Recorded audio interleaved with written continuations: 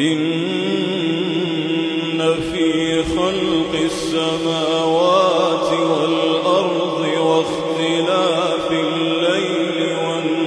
والنهار لآيات لأولي الألباب الذين يذكرون الله قياما وقعودا وعلى جنوبهم ويتفكرون في خلق السماوات والأرض ربنا ما خلقت هذا باطلا سبحانك